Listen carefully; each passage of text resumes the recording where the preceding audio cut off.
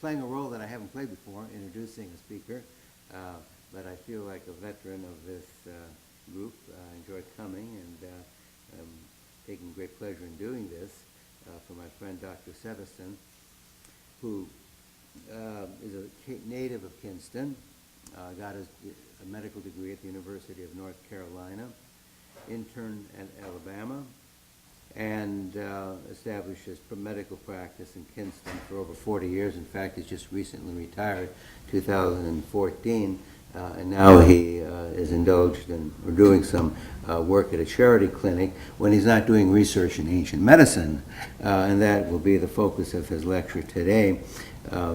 As a young man, when he's beginning the medical profession, Walter had an experience in Alabama where he encountered a patient who had a broken zygomatic bone, or a zygoma, or however you're going to go into the terminology. And from there he became intrigued with the term, and that led him into a study of ancient medicine and the Dr. Galen, who practiced medicine in the 2nd century AD in the Roman Empire. And as a characteristic of Dr. Sabiston's curiosity and determination, he sought experts on the subject, drove to Baltimore, and met a very famous scholar, Dr. Temkin, at Johns Hopkins University. Dr. Temkin had been a medical doctor, and he became a professor of classical history, specializing in classical medicine, and founded or helped edited a journal, very prestigious journal in medical history, called the Bulletin of, Bulletin of Medical History? Is that the title of it?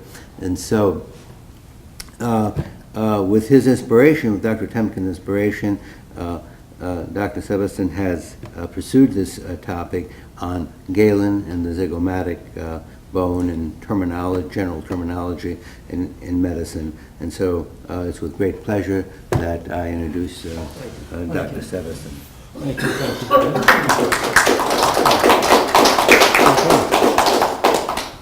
Great.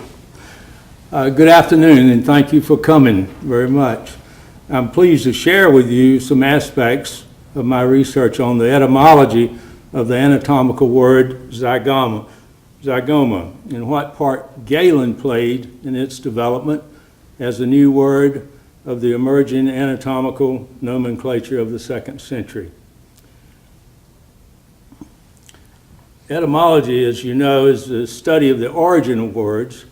However, it also means that it's the study of the meanings of the words as they've changed through history.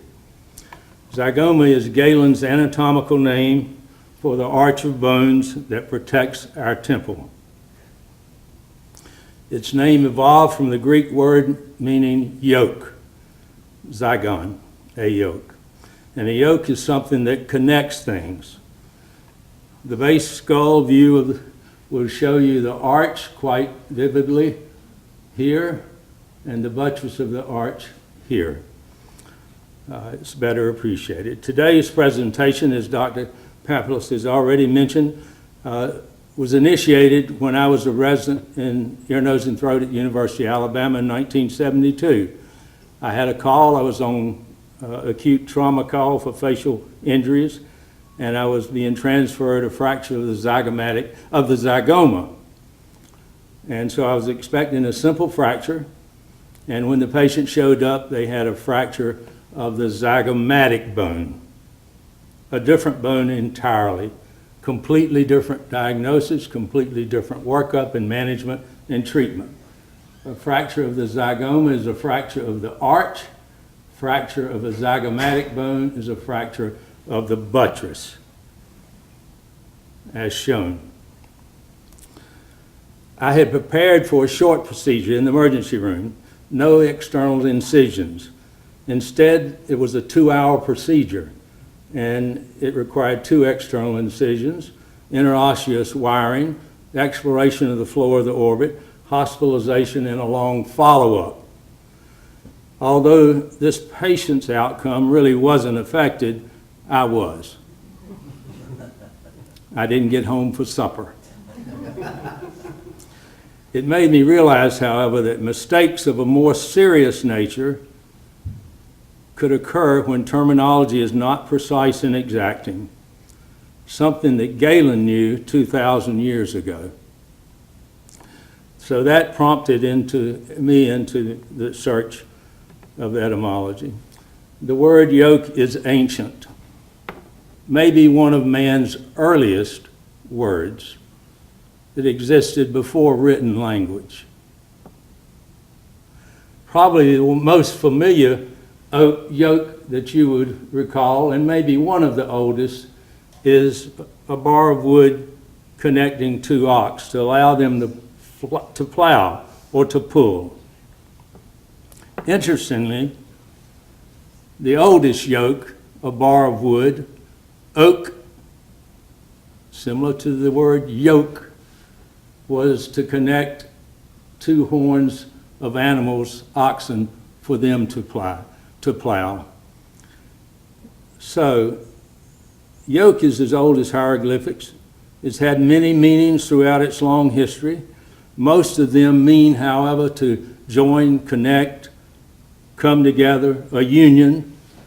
The good news for you today is I'm not going to discuss all those meanings, because the anatomical word Zygoma is only as old as Galen, and that's the 2nd century AD. Likewise, it has only had one meaning, not many, and that meaning has been persistent and the same for 1,400 years. This helped confirm for me that Galen was the author of that term, that he coined the word. And so I've only spent 36 years trying to prove that. Dr. Timken is a scholar of classical language, Institute of Medicine, Johns Hopkins. He's no longer living, but he wrote me a letter. I visited with him, and you can see the date. One day tomorrow, it will be 36 years ago. And what he said in this letter, it went on, but basically, for you to see, this clearly shows that the term Zygoma was not used later, and he meant earlier, than about 400 BC. So, we don't have to go any further back than Galen to find out. And I want to give him a brief biographic of Galen so that you might be convinced that he was the author as well. Galen, let me go back to that. He was born in 129 AD in Pergamon. It was a city of 120,000 people, part of the Roman Empire, present-day Bergama, Turkey, Asia Minor, on the Aegean coastline. There is where it is. The city was, Bergama was 800 years old when Galen was born. It had reached an apogee during his lifetime, however, time of peace and prosperity. The society and culture was flourishing, as was medicine. The city was built up around an acropolis containing the magnificent temple of Zeus, an amphitheater, a library, and an open marketplace where political debates occurred for prominent people to sponsor them. Physicians competed as well. Close by, down the hill from the temple of Zeus, was the temple of Asclepius, and he was the Greek god of health and medicine. Patients would come here to be treated, to be healed, and to pray. And Galen would probably have studied medicine here. Galen's father, Nikon, was a prominent architect, and he directed Galen's classical education up until he was 16, when Galen was exhorted by dreams convincing him that his son should go into medicine. And he complied with that at no objections from his son, which is quite unusual. Galen said, "When I began my medical training, I repudiated all pleasure, spent all my time in the study of medical practice, generally going without sleep at night to examine the treasures left by the ancients." So Nikon provided him the best tutors there were in the empire. All of them had special interests in anatomy. That was a skill of the highest order, a tradition dependent entirely on the transmission of knowledge from teacher to student. There were no texts. There was only meager handwritten scrolls at that time, and there were no illustrations. Galen credited Satyrus, a teacher, a Pergamene physician, for his own fascination with anatomy and his love for dissection. It's said that he would have dissected at least 1 or 2 animals a day in his lifetime. Unfortunately, Nikon died 2 years later at 18.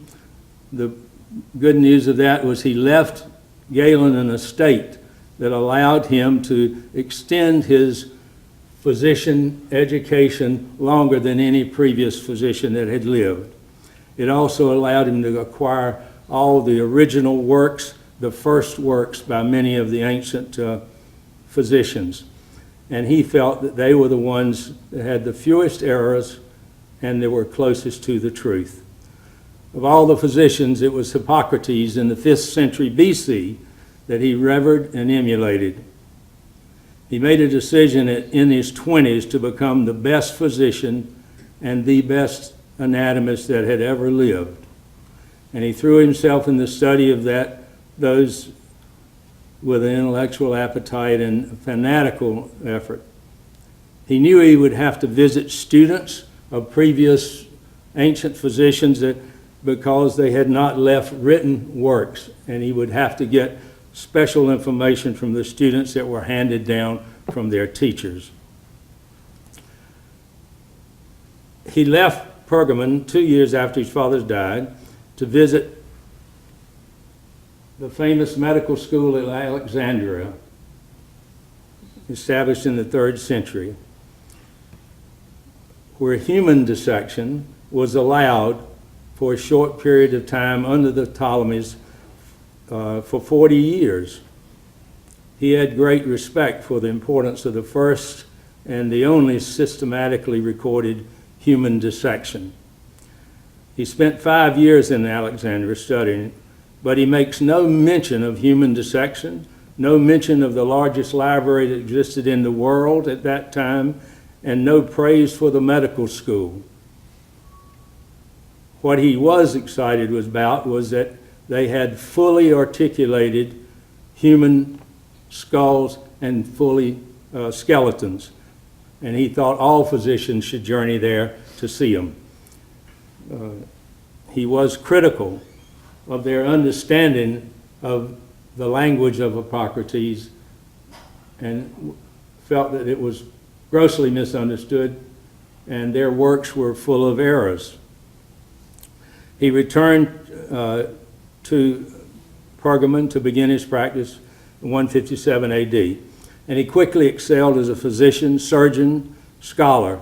He won the favor of the community by demonstrating his skills with many species of live animal vivisections, including the Barbary monkey. His favorite is they mostly resembled human. You can see that they have a well-outlined zygoma with a suture in the middle.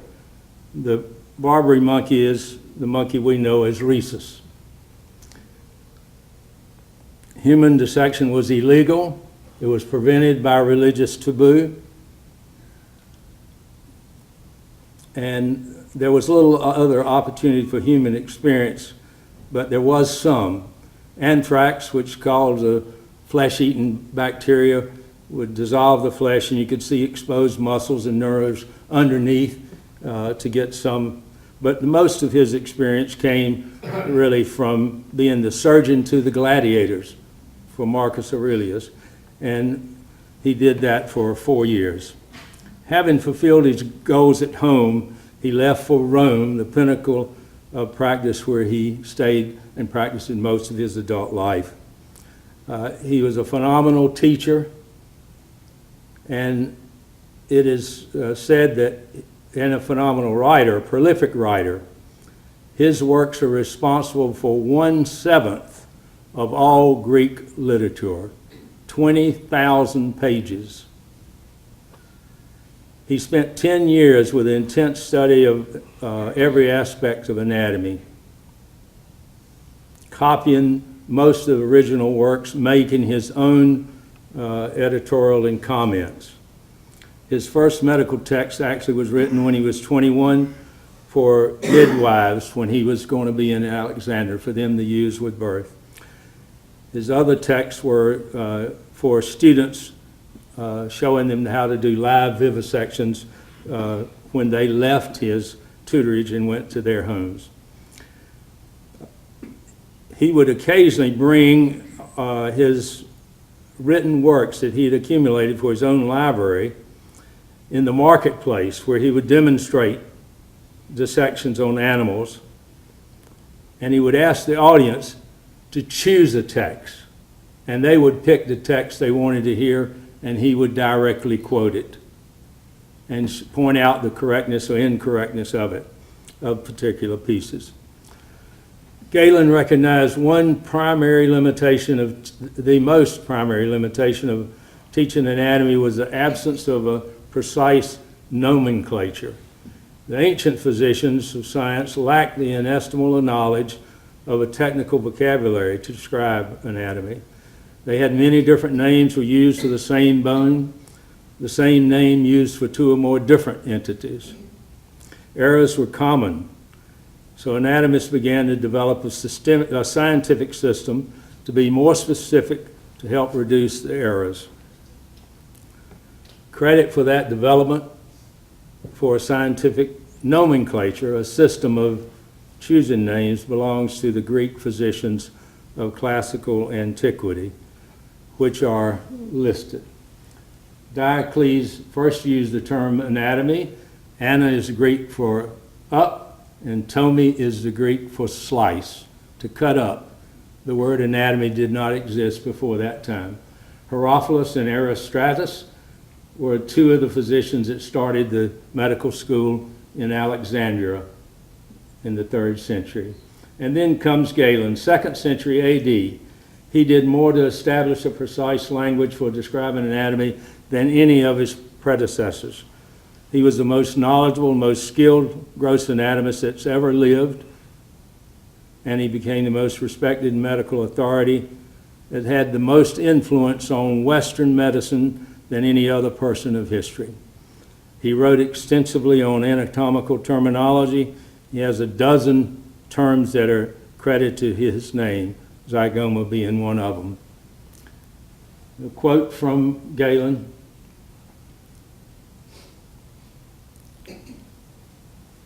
"A term is not much value unless it means precisely one thing to users."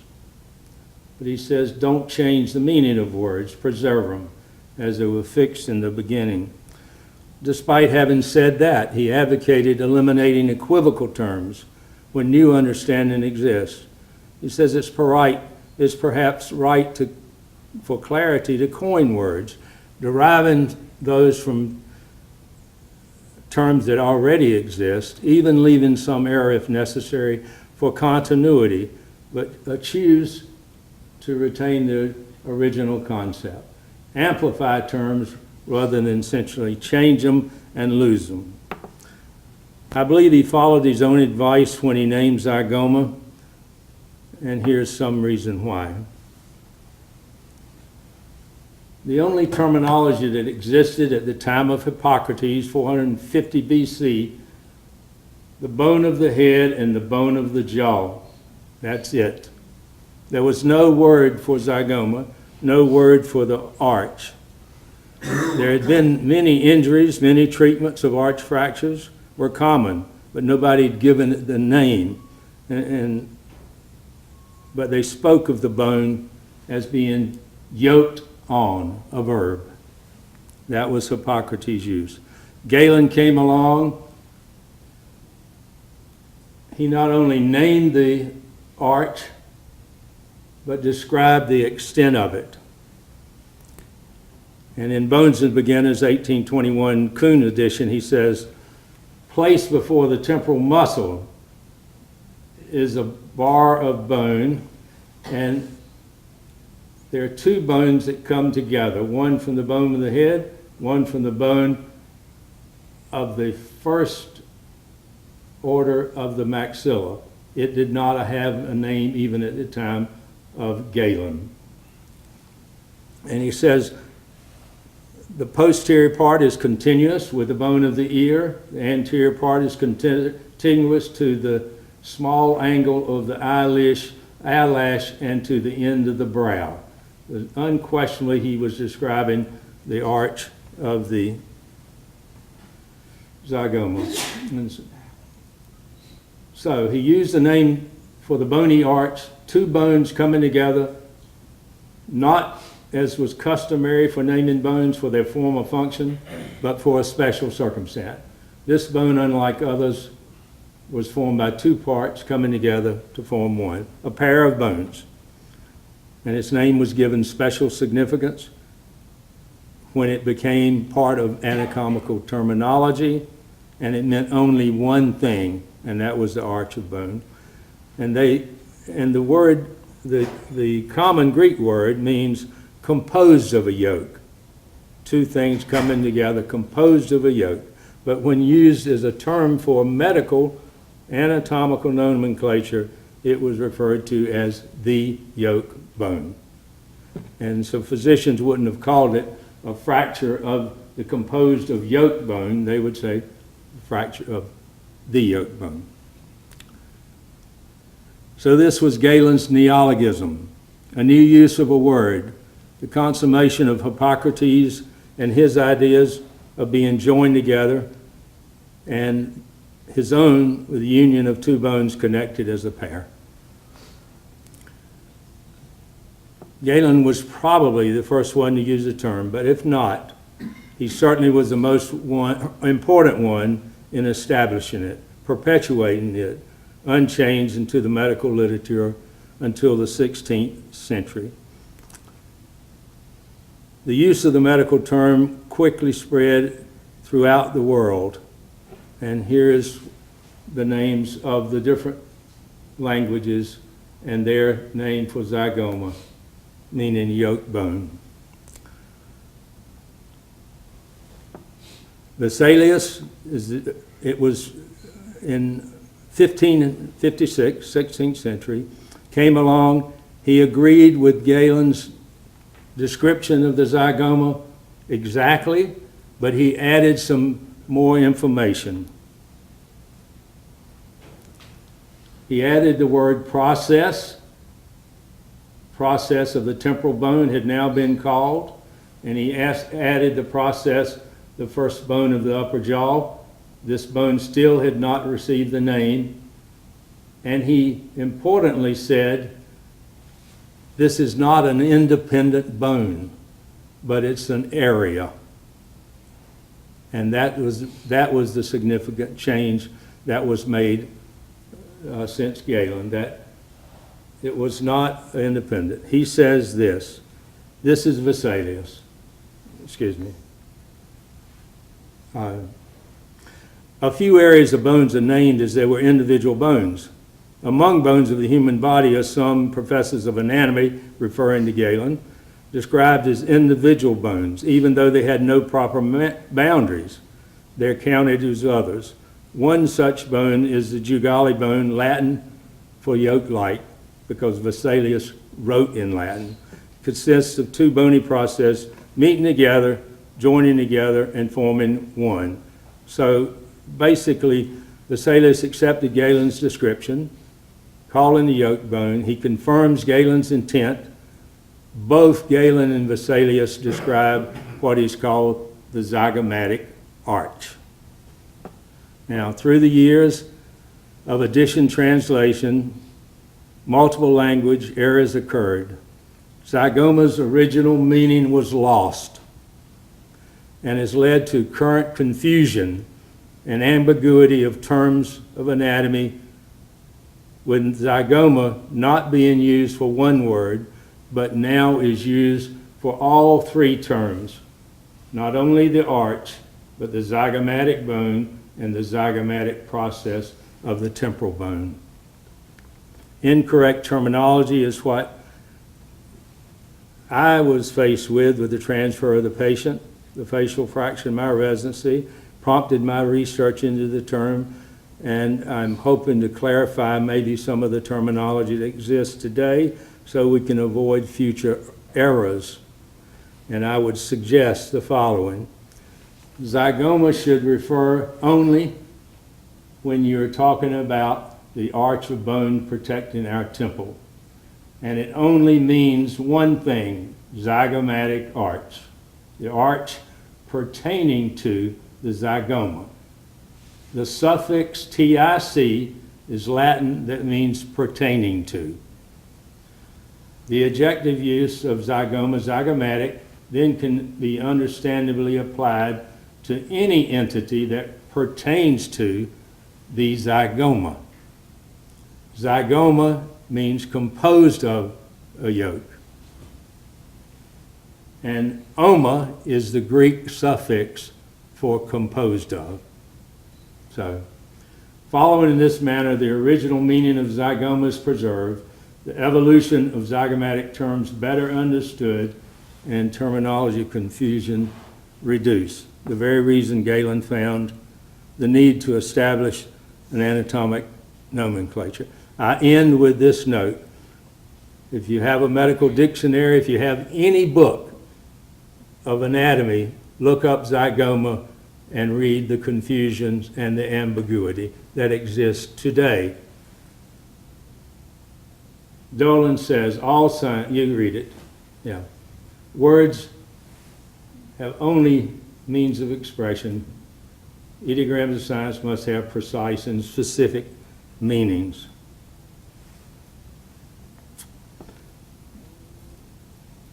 Thank you very much for coming. I've got to show my appreciation for Dr. Papoulis, his help with the construction of my paper and topic, and many thanks to Melissa Nasia, the research librarian. And in fact, the Law Office Medical Library is right down the hall, and you should visit because it's great.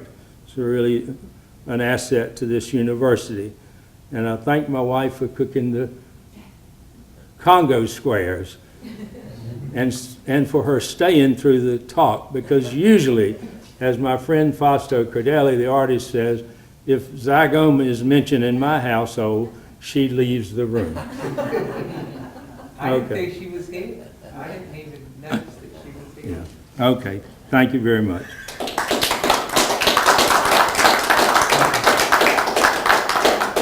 For those that want it, I have a bibliography that's short, and also on the back of the bibliography, this is a list of cognates.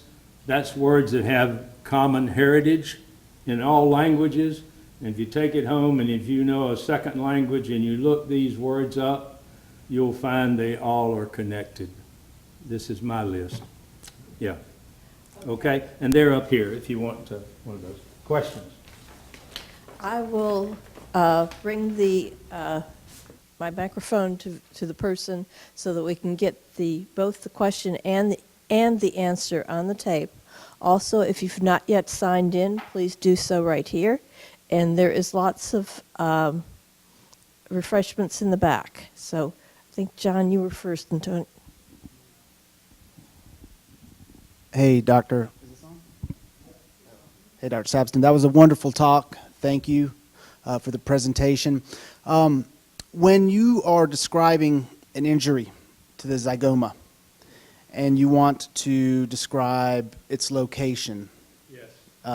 proximal to the suture, distal, how do you describe that? Do you reference the bone, the temporal bone, or? Yes. Again, the only description I think is valid and to prevent confusion and ambiguity is the arch. It's the arch of bone. I don't really think the Zygoma can be used for anything else. And in fact, the Noma Anatomica, the international association that decides on anatomical terms, they only recognize two words: ossa zygomaticus, which is zygomatic bone, the cheekbone, the buttress, and the ossus arcus zygomaticus. They're the only two nerves. They do not recognize zygoma. So I if guess my question is then, if you put your finger on your cheekbone right here, touch your cheekbone right here, put your thumb in your ear, and move your index finger to your thumb, you have just traced the course of the zygomatic arch, the zygoma. That's it. Yeah. Yeah. Yeah. I must say, the pertinence of the zygoma today, and the reason I didn't go into the origin of the term zygomatic bone, because it's only 200 years old. It's only been used for 200 years old, and it's only in our century that the ambiguity is started, because nobody remembers the origin of what the zygoma was. Yeah. Excuse me.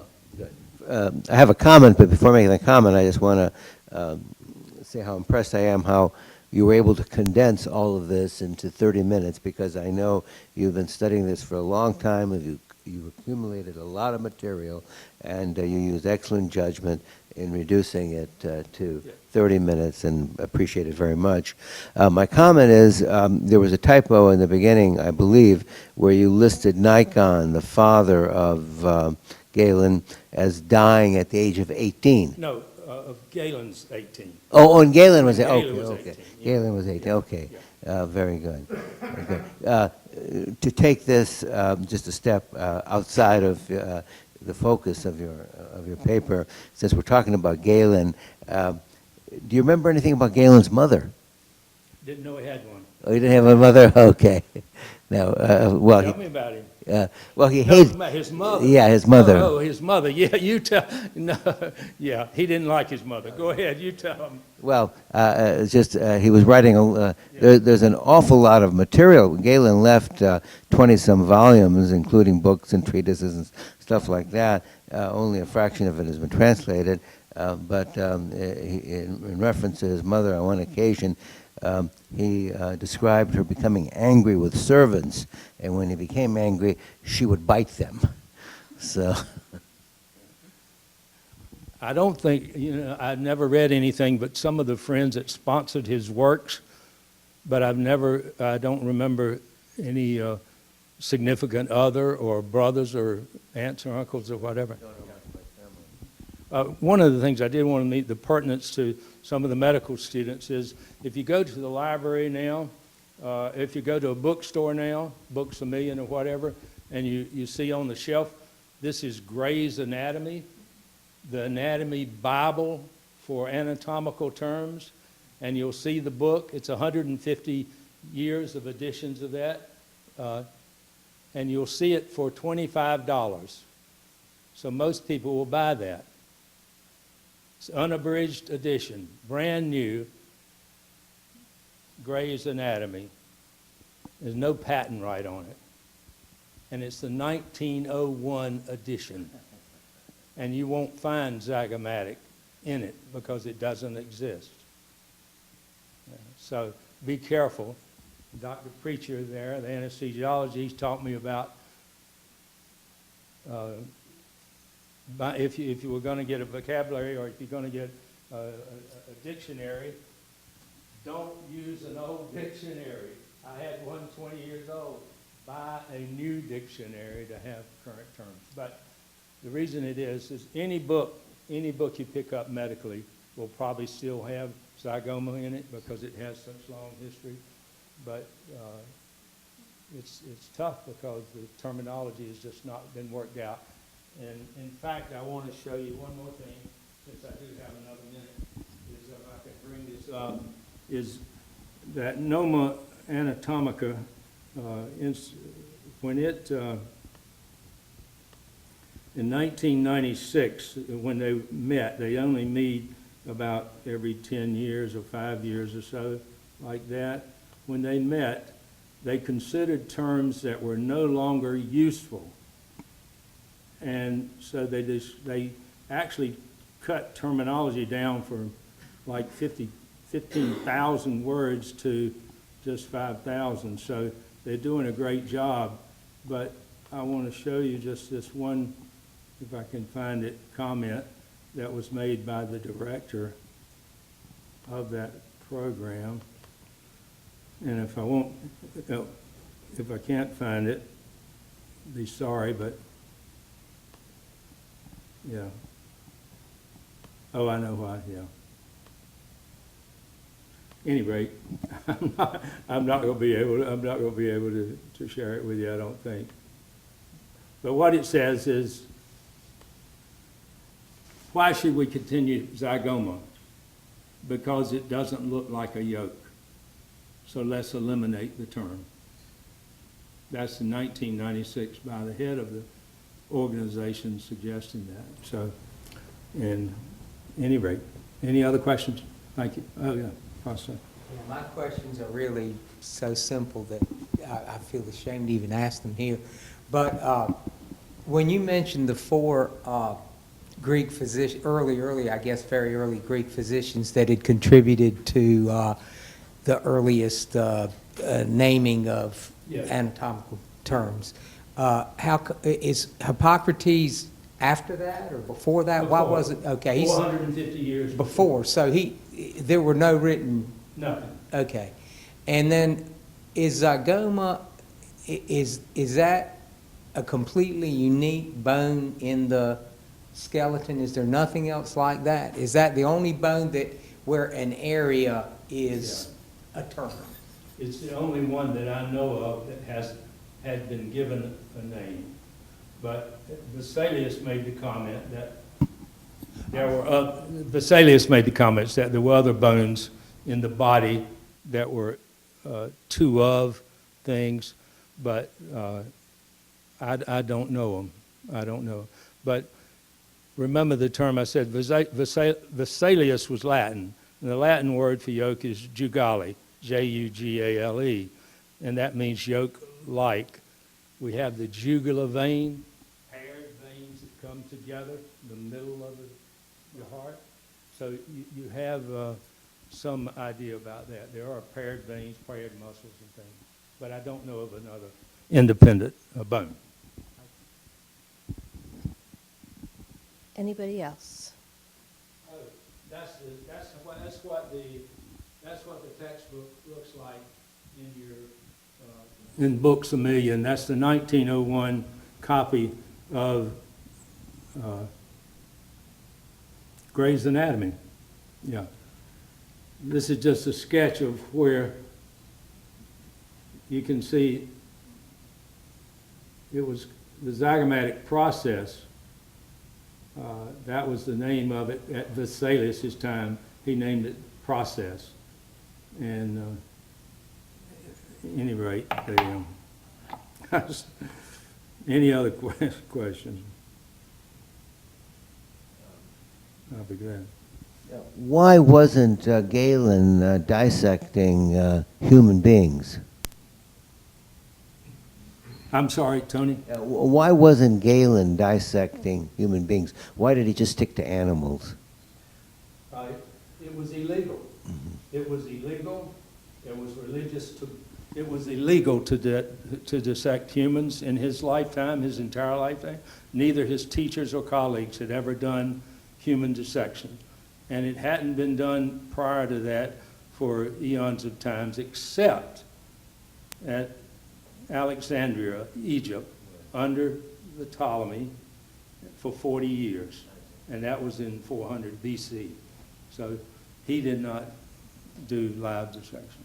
So when did they resume, like with Leonardo da Vinci and the Renaissance? When did this, Live dissection? yeah, when did that, of humans? Right, actually? I can't answer. I don't know. Okay. I don't know. Because, we know Leonardo did. Yeah, We know I'm that not for a sure. fact, yeah. Didn't Vesalius, But I think Vesalius started, no, Vesalius's text in 1500 AD was completely on human cadaveric dissection. Yeah. But I don't know when, whether it was, I don't know. Yeah. I think it was illegal Her- during the Renaissance. The people that were doing it was the 3rd century BC. So, but I don't know when the first AD it was. Yeah. Galen didn't do it. Yeah. Well, what would happen if you came across, say, somebody who was drowned and, Yeah. I mean, they actually did see the body. I mean, Absolutely did. And he saw the fully articulated skeleton at Alexandria. So he saw all the bones. And a lot has been made of the fact that Vesalius corrected Galen, didn't think a lot of him, made a lot of errors, which is not exactly true. He called him actually the prince of anatomists. And he said, I used him to show all my students. So he very much recognized Galen's efforts. Yeah. Yeah. One more question. You mentioned Hippocrates, the founder of medicine and so forth, 450 BC. I mean, he left a body of work. Yes, he did. And then Galen comes along about 600 years later. Does Galen think that he's better than Hippocrates, that he's modernizing him? What is his position on this earlier doctor? I don't think he would say he was better than Hippocrates, as I wouldn't of my teacher maybe before. But in fact, I think he was more knowledgeable, unquestionably, about gross anatomy than anybody that exists today or in past days. Because the anatomy, think about this. Man has had his skeleton his entire life. There were names for this organ before there was language, before it ever existed. There was a name for this. People had names for those things before we ever had any terms or languages. And so I think anatomy is maybe one of the easiest, best, most reliable source of development of language, And if you look at the anatomy, if you use the words that were used in anatomy, they are going to be some of the very, very earliest. Right. Yeah. Thanks. Okay, thank you very much for coming. Again, we've got lots of refreshments in the back, and if you haven't signed in, please do so. These presentations are free, but that's our way of knowing who's here and I use that to send you more information about future lectures. Thank you very much. Okay, thank you.